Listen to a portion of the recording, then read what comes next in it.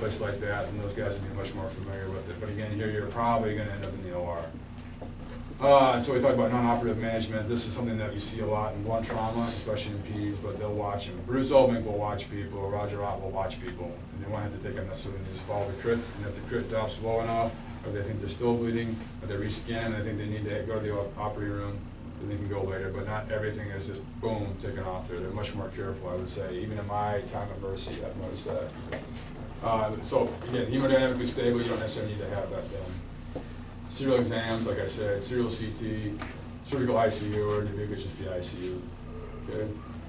And I think I've talked about CT ad nauseum, but CT is my favorite study. If you talk to my colleagues, they'll say, Mark, you really like CT. Yes, I do.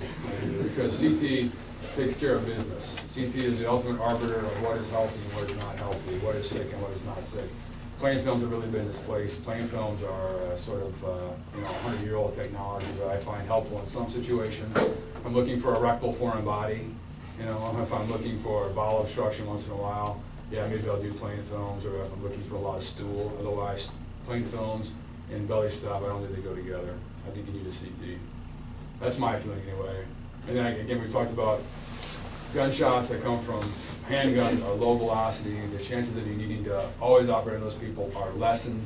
Not to say you still wouldn't have surgery. Okay. So this is a gunshot wound, but anybody know what kind of gunshot wound this is? Okay. It's probably double aught, I think. Guy was shot, and so you see that he might have lost his leg because there's not much to really pin. I don't know what to really do with that. That'd be a good question for ortho. The problem is that it's not just comminuted, it's powderized, right? It's powder. There's some powderification going on. And not only that, but it's both bones, the distal tibia and the fibula. So that's a problem. It was probably a close range, one of those, because you have all that entrance and you have all the penetrance. So the big issue for us too is when you get shot, depending on if you have work clothes on or what state your skin is in, not only do you penetrate the wound, make the wound channel, and you also penetrate the body, but you're taking everything else with you. So if you're shot on the farm, let's just say, for some reason, then there's potential that you have significant loads of wound contamination. And so people try to say we wouldn't do antibiotics. I can tell you for sure. I mean, be aware that some people won't necessarily do it, but if you're in Dubuque, you're going to receive Gorillacin. You'll probably get at least ANSA, maybe some Flagyl, maybe they do vancomycin on you just to make sure you don't get into trouble, because we don't do enough of them. But the low velocity gunshot wounds, they'll say, well, it's not high energy, we're probably all right. But when you penetrate into the clothes, through the skin, staph, strap, all that stuff ends up into the wound. So you need to be aware of that. When we talk about fragmentation, I showed you the last picture. This is the same idea. This is fragmentation, so that's kind of a mess. They had to get that cleaned out. All right. Gunshot wounds to the extremities, again, you have to worry about contamination from skin. You have to worry about contamination from clothing. If a piece of clothing is in the wound, that's going to cause problems in the future. That needs to be removed. And the bigger issue with being shot with a big gun, a big caliber weapon, is all the extra tissue damage. So you can't sew those together, and then you lose what was giving you some structural integrity. And so a lot of those people won't do as well as, again, I'd rather be shot with a smaller gun, a handgun, than I would with some big magnum weapon, which just makes sense. Sometimes with these people, you'll see delayed closure, just like with my dog bites, or if I have a stab wound, like someone stabs him with a pencil, or somebody gets angry with their husband and stabs him. I leave a lot of those open. The same idea with these gunshot wounds, especially if it doesn't violate any important tissues. Antibiotic prophylaxis, I think it's a non-issue for us. We just do it, right? They try to, in the trauma literature, they say, well, this guy needs it, this guy doesn't need it. If you get shot in Dubuque County, you're going to be on antibiotics. We're talking about immunoglycosides like gentamicin. That's kind of beyond our focus. But just be aware that it's an issue, and if you get infected, that'd be a nightmare, especially if there's bony involvement. People are running around all over the place. It's amazing when I have, especially Vietnam vets, they say, I lost my leg. And the other things, well, I think I have a bullet in my pelvis, or I have a bullet up in my chest. And so you see that every once in a while. People say I have a bullet. And then, the population that has the most retained foreign bodies from gunshots. But people I see the most often, not even Vietnam veterans because they're kind of dying out, but young black males from Chicago and Milwaukee. You'll be amazed at the number of those guys that are carrying around bullets inside of them. Tremendous number. You say, well, I was shot. What happened to your leg? I was shot. Is the bullet still there? Yeah, they didn't take it out. So The only reason that you want to remove the bullet, I think oftentimes they will, just so they don't get in trouble with lead toxicity, which we'll discuss, is if it's intra-articular or intrabursal, meaning it's in the area, the bursa, which surrounds the joint, you can get toxicity from that. Or if it's, say, between two joints, say it's in between your elbow and it's between your humerus and your ulnar or some issue, you need to get out. But otherwise, there's a lot of talk of that will be walled off, your body will scar it down, there'll be no issues with it. I already alluded to this. What element is that? Right. You guys all know about lead and copper and steel shot, and lead's toxic to the environment, and we have to use this. Doesn't work as well as lead, but we're still going to do that. It doesn't kill the birds like it used to, but we're still going to do this. So we don't want to impact the environment, but we're going to give you an effective weapon, essentially, weapon platform. So the lead has been around a long time. It was always looked upon as being a great instrument of destruction, and it's been phased out in a lot of ways, especially like in upland game and out in the woods and things like that. But these bullets still have some lead, and the ones I have here, but shot has been the big issue. So most of the loads are between 50 and 100% lead, and we've had issues in the past when people have been shot. They say, well, what's in there? Is like manganese in there, chromium, what's in this thing? Well, the majority of the time it's going to be lead, unless it's like a steel shot, okay? And some of them are alloys, it just depends, but usually it's not a big deal. So those people don't get lead toxic, but you need to be aware of it. So if there's lead toxicity issues, we can certainly say, well, we need to watch that, and if you have problems, we'll take it out. I mean, a number of people have to have their hardware taken out because they get chromium toxicity more. So having metal in your body is not a natural thing. Especially if a kid is shot, they probably would try to get that bullet out at all costs because they have the like lead paint chips, those problems, okay? Lead is one of those things that's a great imitator, and so if people are shot with lead or they have lead exposure, it can oftentimes masquerade as a bunch of other stuff. So this is just a litany of things that lead will cause. Encephalopathy, some confusion, give you seizures, peripheral neuropathy where your arm doesn't work, your leg doesn't work, you have paresthesias, give you non-specific abdominal pain that can cause nausea and vomiting, it can elevate your creatinine and make your kidneys not work well, it can cause just diffuse weakness. In an adult, it can cause issues with libido, it can cause muscle pain. I mean, that's a pretty extensive list, so hell, that could be a lot of different things, right, depending on which of those you start to manifest. And then this is wonky stuff, but I've just included it for completeness sake. We talk about basophilic stippling, that is a hematologic finding. The microcircuit, that's a hematologic finding. But oftentimes what needs to happen is the bullet needs to be taken out and need chelation therapy. Everybody's heard of chelation therapy. It's essentially how we remove the lead or the heavy metal, whatever it is, from your system. That's chelation. That's an example of basophilic stippling. And then the other sort of pathognomonic finding will be the teardrop cells that you'll see. Those are red cells and those others are white cells. The red cells don't look red because that's a gentian violet stain on there. It's a better example of basophilic stippling, which is just kind of interesting, right? This is a wrist drop from the peripheral neuropathy. This guy's trying to play piano, or maybe he's playing piano and he's just doing that with his finger, but they'll have a wrist drop, they'll be able to, the radial nerve will be affected, and they'll be unable to fully extend the wrist, and so you'll see stuff like this. And then you'll see these are Means lines down and through here. You see stuff like that. You can get hypertrophic findings in someone's mouth if they've been on anticonvulsants for a long time. Depakote is a chronic, or the one that caused a lot of that.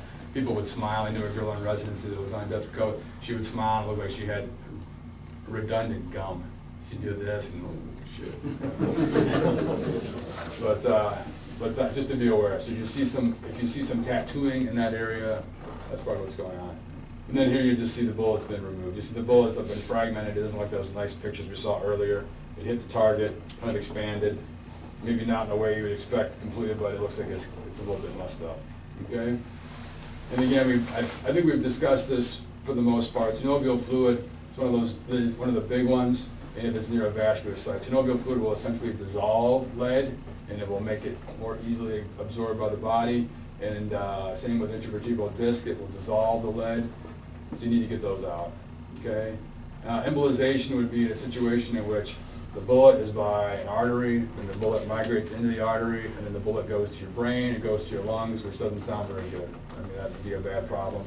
This is extremely rare. I've never seen this. I've only read about this. I don't think we take care of enough gunshot wounds. Usually it's going to be a smaller caliber bullet like a .22 or a fragment off of a bigger bullet that can actually make it into the vessel.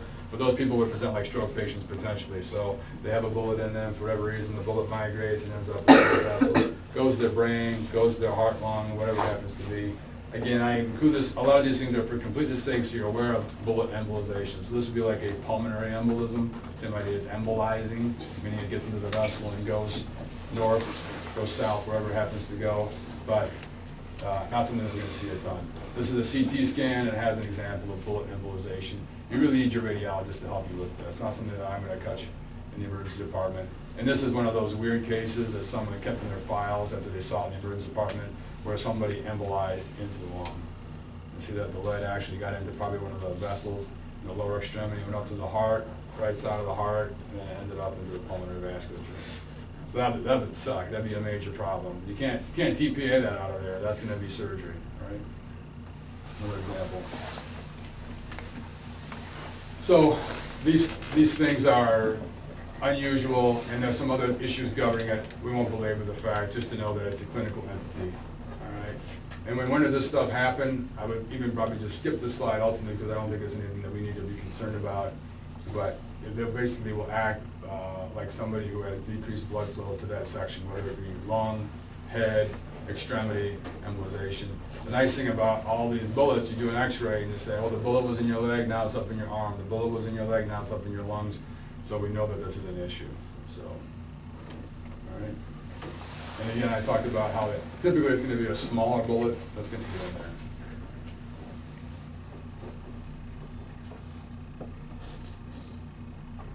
All right. What do we have here? We have enough time for a brief sort of Q&A on tactical medicine, if you have questions about that. And then we can talk briefly about whatever you want to talk about. If you have other questions about stuff, about emergency medicine, EMS, we can talk about that. And then I can do show and tell, and I'll show you really how Dubuque is. Dubuque is, I think, is a good reflection of what most tactical teams look like. And we can talk about what they're all about, and then also EMS direction. And we can discuss, if you still want to talk about that, what your role as an EMS director is on there, and then what the tactical medics are all the new guys, fire department guys, that take an in-house course and become their type medics. So thankfully Dubuque is not a slaughterhouse yet, so they're not that busy, but they're getting busier ultimately. So just in review, I think we've talked about this extensively, but I think everybody in emergency medicine should have some idea of caliber, and we didn't talk a lot about that, but the bigger the number, usually the bigger the bullet. The smaller the number, usually the smaller the bullet. A 22 is a .22 of an inch. Basically, that's the idea. 0.22 part of an inch. And then you have metric too, like 7mm Magnum, but 0.22, whereas a 45 is 0.45 of an inch. That's the idea. Okay, so you have Western nomenclature and you have metric or European nomenclature. But the bigger the bullet, the bigger the the bigger the number, the bigger the gun caliber ultimately. I think spinal mobilization for our purposes is not something we need to get too hung up on. I wouldn't worry about it. I would use Nexus. I would implement that. I put that into your bag of tricks. The big thing about penetrating trauma, and that's not our problem, is those people, they need to have a CT ultimately, and then it's somebody else's decision as to whether or not to go to the OR. I think everything needs antibiotics, but I include it because you'd be aware that some antibiotics are not, sometimes antibiotics are not being used on gunshots. Embolization is a really weird thing. You don't see it that often. You anybody know who this guy is? Yeah, Aurora. And there's a lot of questions around that. I think it's a weird thing. I would talk about that in private. It's a weird, bizarre. It was the Dark Knight, so the Dark Knight Returns, and it supposedly shut everybody up. But I think there's so many questions surrounding the issue. He was out of his mind the whole time during the court proceedings. He didn't know if he was on a foot or horseback. Very bizarre case. But his dad actually worked for DARPA. Anybody familiar with DARPA? Defense Research Program. That's another lecture too. We won't talk about that now. And then this is Charlton Heston, kind of echoing what we talked about earlier. So Charlton Heston was a guy, he actually grew up in Michigan. He hunted a lot on his own. And then when he went to Hollywood, before he was Moses, he kind of became the anti-gun lobby. Hollywood makes a bunch of shitty movies that are about liberal ideas, essentially. But then along the way, he was tapped to be the NRA president, and he died. And this was when he was made a great caricature, and people made a lot of fun of him. He was holding up a gun. He said, this is an old musket. Holding up, he says, "My cold, dead hands." And then he was just pillared in the press about all these things that he had said and done. And so Moses and the Planet of the Apes guy, he was kind of this paragon of of cinema and looked upon, Ben-Hur looked upon as an awesome guy. Towards the end of his life, was really looked upon as not being that good a guy by the Hollywood press. But I like Chuck Heston. I thought he was a real man. I enjoyed all of his. So he says, let me make a short opening blanket comment. There are no good guns, there are no bad guns. Any gun in the hands of a bad man is a bad thing. Any gun in the hands of a decent person is no threat to anybody except bad people. And I think that echoes the sentiment. So I think Chuck Heston had it right. Moses had it right when he said that. So that would be, I think that's quintessentially an American, to use that term again, quintessentially kind of an American ideal about guns. That's how we grew up. So I think if anybody asked you what's your take on guns, is I think Chuck Heston at one NRA convention back in 2000 something said it right. I think that's all I have for now. So the tag team, that's something I can talk about at some point in the future. If you want me to, we can talk just 10 minutes briefly about it. Are people getting tired, or how do you feel? It's 10:40. Yeah, you guys are here about it, yeah. Tag team, okay. I'll just do a show and tell. I got into I kind of alluded to this already. I got into tactical medicine when I was in Michigan, and we worked with those guys, and they're a pretty busy tag team, actually. There's a lot of people being bad in Kalamazoo, Michigan, and around that area. There's a lot of drugs. That's where I saw the majority of my gunshots, people being killed, execution style, stuff like that. There's a lot of black-on-black violence, and that's usually how they enforce their contracts. That's a problem in these. I'm not a pro-legalization individual. I mean, I think drugs are bad. I think drugs cause a lot of problems. But the only way you can enforce your contracts and amongst each other is if you kill somebody. Because you can't go to the local DA and say, you stole all my heroin. I want that back. That's not going to work. So the way to enforce your contract, these bad contracts, are to shoot people and to use violence. So this is level 2A body armor. This is an older model. This is what the police used for a long time. This will stop a 40 and upwards to like a 357. This is not going to protect you from any long gun. So the 223 out of my AR-15 would penetrate this, and you would die, probably. Also, it's not knife resistant, which is interesting if you think about it. The 2A stuff is not knife resistant. If you look on it, it'll even say, not knife resistant. This is Safariland. Safariland makes interesting stuff. Oh, where does it say? You can look on here, but it's not knife resistant. I'm trying to remember where. But you can slip a knife in there, and not so much because of the pads. The reason is because just like chainmail and armor, plate armor from the medieval period, there are gaps in here. And so if anybody's into Renaissance studies, if you've done any medieval studies, you know that a lot of times these knights would close with each other. They all had dirks or daggers on them, and then they would look to find openings either in the eye slit, up and through here, underneath the axilla. So if I put this on, I was actually complimented on my body armor when I went down to Con-Tom's. Like, what? So you guys all said, you got some nice body armor there. So this is what it looks like. Zips up front. Do whatever you want up and through here. It's kind of like a Picatinny rail system. You can put your flashlights and all that stuff. Your protection over here. If I was really worried about getting shot, like I said, I alluded to a groin shield. Some guys will have groin shields over here. Everybody wears knee pads. Everybody wears elbow pads. You'll have Nomex gloves probably. You'll all be wearing balaclavas if you go into that situation. I didn't bring my helmet. It was a Kevlar helmet. It's very heavy. So you need to get used to using that. And you should always train with your body armor, because these guys will never go on a hop without their body armor. So it's a little bit of a misnomer if they're out there shooting at the range and they're wearing a t-shirt and slacks. You probably should always train the way you're going to fight, right? So that's just me. That's in my experience as an emergency physician. I always want to have all my stuff with me. So if I'm going to do something, I want to make sure I have all my ducks in a row. And I think that goes to EMS, to life, to the Fortune 500 companies, whatever. Problem is, if you look underneath my armpits, I could catch a bullet in through here, I'd probably be dead. If you look up and through here, I could catch a bullet in the zone 2 area, I'd probably be dead. My face isn't protected, I could still get my face blown off, so I could get my forehead shot if it's right up and through here. So it's not as if you're going to go into a firefight and think you're going to probably walk out 100%. The body armor is getting better. It just depends on how much money you want to spend. If you want to get 3A, if you want to get plate armor, if you're worried. I think it depends on where you live and what you're doing too. And it's heavy, so you got to train on it. You got to train with it a lot. This is a carabiner I just have for stuff.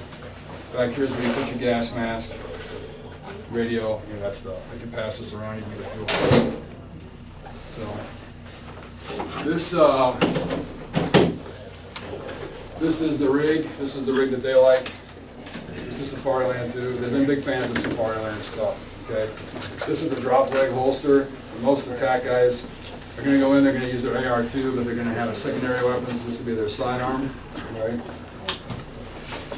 And the drop leg holster fits on like this. When I trained, we go into the shoot house, back in the day when we would do stuff, we go in the shoot house, and I would say this about the Duke PD, they're very gracious people. I don't know if you've worked with the cops at all, but compared to some cops, they're not a bad group of guys, especially like Meserich and Jensen, some of the higher ranking fellows. I don't know about the upper ranks, but at least the normal guys are all very good guys. They've been very gracious with me. They've let us work with them. So this is your retention. Okay, you push down here, slide that forward, gun comes up. Don't bowl. Gun comes up, and it comes up like this, like that. When they carry it, they'll carry in the Sul. This is Sul, it's Portuguese for south. Some of them don't like that, they say that's bullshit. This is how you carry, who cares about them? We're not gonna use Portuguese words, we're just gonna say this is how you carry. Okay, like roll ready, that sort of thing. This is empty. I took the magazine out. Is that empty? Put your finger in it. Okay, so you have to have a range officer every time you do stuff. Right? So this is empty. This is the 22C. This is their gun. Any compensating to boot, this is what they carry, is compensated at the tip. It has standard factory sights. I don't shoot a knife. I don't need fancy. Okay, but this is the Glock. Gaston Glock developed this gun. He was a cookware designer, and he had a factory on basically developed cookware. And then they decided, well, let's get into firearms because Gaston Glock had a better idea about what he could do with guns. And so he thought that I can probably make a better gun. Prior to that, you didn't have a lot of striker-fired pistols. This was the original polymer pistol, and so there was all this outrage. He's got a polymer gun, he's going to sneak in through the metal detectors, and he's going to blow people away in the plane. Well, if you look at the slide, the guts of the gun, this is all metal. Okay? So there's no way you're going to get through security with this. This is the 22C, this is the service model. If you want to shoot like IDPA matches, you'd have a longer gun in Glock. Majority of people shoot 1911, okay? But you see that's the slide going forward. I had mentioned earlier, if you hold it up to somebody, then the slide will come back. When the gun fires, the slide comes back, chambers run around, flies forward, and this gets up against the skin if you're pressing against somebody. So you don't want to do that. And now you have all the hot gases and the stippling, all that stuff happens up and through here at close range, okay? There's no magazine in here, this is empty, all right? So I will pass this around, but this is a drop leg holster. There's a lot of stuff. This is Safariland. There's multiple different drop legs. You can spend all day on the internet, see what you like. The Serpa holster is the one that they use currently on the Blackhawk. That's the one that has 3 retention systems, so not only do you have this, but you also have to put your finger here. And a lot of guys will do that for concealed carry inside. So Serpa, I like the Serpa. I mean, you can get a high-end Serpa, you can get a low-end Serpa, you can get one that has barely anything, you can get one that has all kinds of redundant stuff to it. But just to be aware. So this gun is empty, so no one's going to shoot themselves, right? Right. Right? Okay. Corey. There you go. If you knew it wasn't Keegan's gun. That's right. I didn't do it. So that'd be good in the ERD in Detroit then. I think so. I think they're kind of anti-gun crowd too out there, So this is an AR. This would be kind of the standard. This is the standard sidearm. The history on this, just not to delve into gun nut stuff too much, but for a long time, everybody saw the movie Die Hard. You remember the H&K? They had 9mm. They were submachine guns. And so for a long time, that's what a lot of tactical teams are using. Heckler & Koch, that's a German company. They kind of cornered the market on the sort of the sub-gun market. Okay. And then they decided this would probably be like 5, 6, 7, 8 years ago, to move more towards the AR configuration. So this is like the Darth Vader of guns. This is the bad gun. This is the one everybody's upset about. This is the one they're concerned about. But this is tactile. This is the tactile. This is called their Special Operator 2. This is Rock River. Rock River is located just down on the Rock River, south of here. I forget the name of the town. But you can go down to the factory. You can order them. For a long time, you had trouble getting the Rock Rivers because they're highly sought after guns. I think the glut has been removed somewhat now. You can get a Rock River for relatively inexpensively. To have a grand probably on hand. Then the aftermarket stuff would be the Picatinny rail you want to add on the front grip. This is an EOTech scope. I don't have batteries in it right now, but this is what they'll all use. When you go to the range and you sight your gun in, the EOTech scope is what you will sight in. This is a laser sight. So if I'm holding it like this, If I'm looking like that, I can shoot one-handed, and as long as I can see where the sight is, even if I'm off to the side, I'm over here. Wherever that sight is, the little laser sight, that's where the bullet is gonna go, okay? This is good out to 50, 60, 70 yards. You have to be careful with it in terms of dropping it, but we've torture tested EOTech and they've done pretty well. So I put EOTechs on all mine because everything's gonna be tactical if I'm gonna shoot 223. If I'm gonna shoot anything else, I'll probably shoot with a long gun like a 30-06. This clap's still stock in the back. So I did not bring the magazine for this either, but there is nothing in this guy. This guy is empty. Okay, charge it. Should you? Anything in there? Nope. Anything in there? No. Okay. This is just a bungee grip. So you see some guys in Europe in police stations will have that around their shoulders. And just don't point it. I mean, if anybody knows anything about guns, you don't want to point at anybody. So when you have it, kind of keep it put up to the ceiling. That's just good manners, good gun manners, basically. Okay. The little red dots on you at any time? Right. So that's pretty much the system. You That's can't go what wrong, just go wrong. the majority of police officers in the United States, they're on a tag team or a special response team. It used to be called, well, this is the SWAT team. Well, it's not called the SWAT team. They had to change the name. We call this the tag team or the special response team, the hostage rescue team, or the special activities division. Everything gets a different name, a different acronym. Your role as a medic on there is to essentially keep everybody safe and to do what needs to be done in terms of making sure their immunizations are up to date. If they hurt themselves on the range, if they shoot themselves in the hand, you're kind of like I would say, the flight surgeon of the team, all right? And so that means you know what everybody's blood type is. If they get shot, you can take care of it. You get to know if somebody has allergies to bee stings. And there's also the pre-sort of medical tactical report. They call it a medical tactical report. So if someone's going to go in and they're going to take care of somebody, if you have like a high-risk warrant, that would be the big thing in Dubuque. So some bad guy has a high-risk warrant. They know he has guns. The tag team will be called out. There's a bunch of drugs. There's a bunch of guns in the house. So it's important for you to know other diabetics in the house. Is this guy diabetic? What health issues would he have? So you need to be aware of that. In all honesty, it is a secondary thing to the operation. I mean, you can't really think that you're ever going to be that important in a tactical environment. You just have to be aware that these are guys that want to go do a job. It's a police action first, and it's really a medical action second. So there's not a lot of interest in terms of what you have to say. If there are major issues, then it needs to be dealt with. But the majority of people are just going to go in there, going to stomp somebody and arrest them. And that's kind of how it works. So, the way the TAC team guys are in Dubuque, they are often on standby. So if you were at LA County, with the Sheriff Department, those guys train pretty closely. But in Dubuque County, they don't want any firefighters getting shot. And so that's just looked upon as bad form. And so you're not going to be doing that much. You're not going to be that busy. You'll be able to standby gig. I mean, you'd almost do as much just as a street medic, and they say, oh, we're going to take down this drug house, we want EMS backup. Or we're going to do a rural op, we want EMS backup.